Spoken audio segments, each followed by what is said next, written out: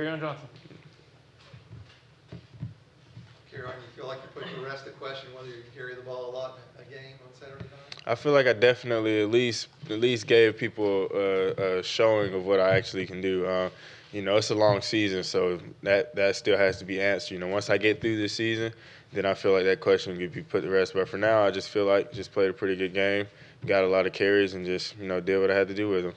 Kerryon, at what point Saturday did you kind of know what the offense's game plan was going to be? Because certainly a lot of people were shocked that the first few carries went to Stanton and he didn't get a carry till like a minute left in the quarter. Yeah, obviously, even with the first few carries going to Stanton, I don't think anyone, including ourselves, expected us to we didn't move the ball at all.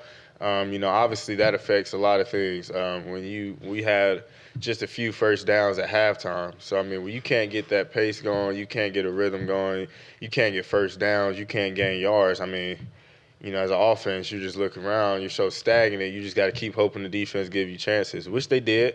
And but we just couldn't put together drives in the first half.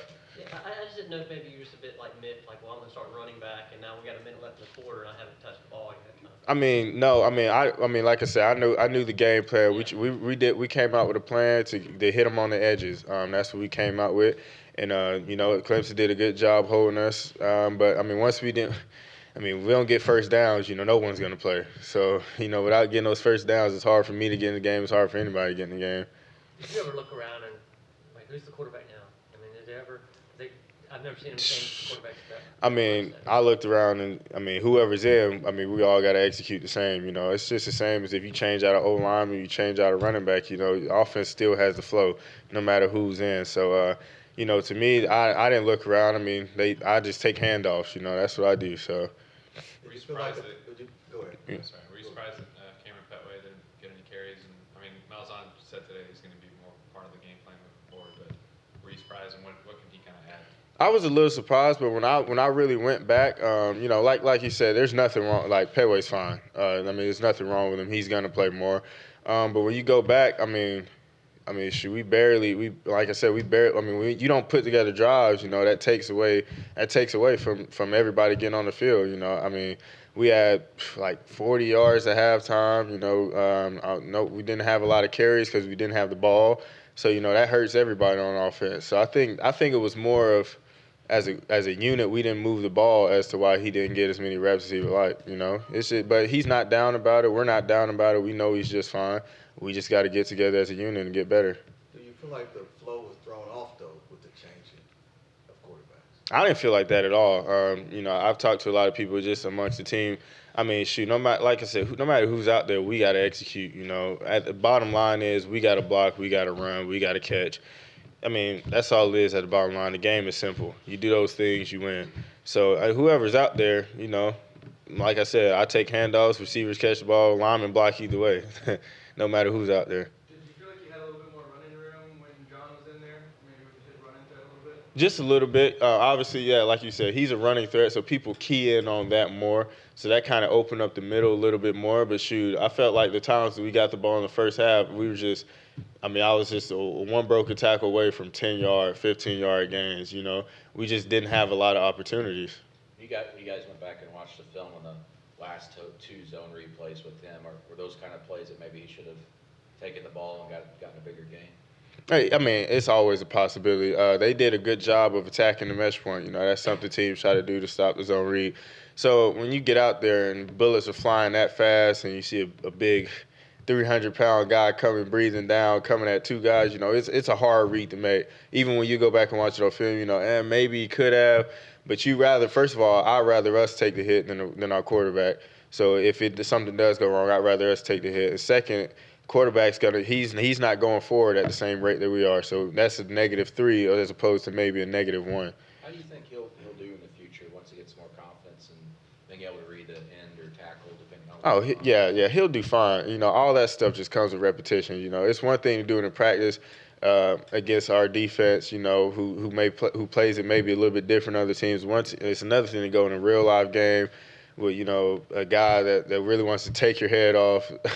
It's a whole nother thing to go against that. And just getting those real live game reps like he just got, it'll help him throughout the whole season. It helped me. It helps everybody. What did you see from him in practice as see, like, we know he's explosive. Mhm. What can he do? I mean, is he a guy's going to 20, 30 yards? Like, Yeah, he's very explosive. He's very fast. Just his first year being here, he's still got the little things, just the details. We always harp on the details, just getting his details down, footwork down, on the reads.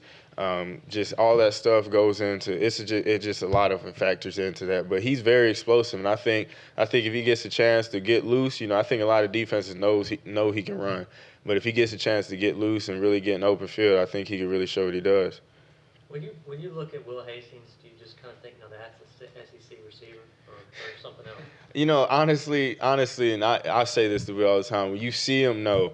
But if you go down in the weight room, I mean, he's got records on our board.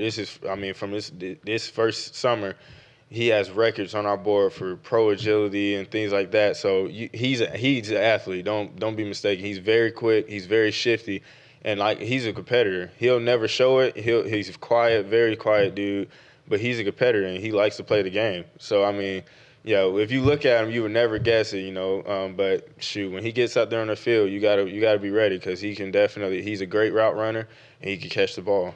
Coach Malzahn said that obviously the offensive line was struggling a little bit early in the game. Some new pieces and some different spots there. What was kind of your view of the line and how they performed? We all struggle earlier in the game. Like you said, new pieces. I think we were in the meeting. We had like 15 new guys out there that either this was their first start at that position or this was their first start ever.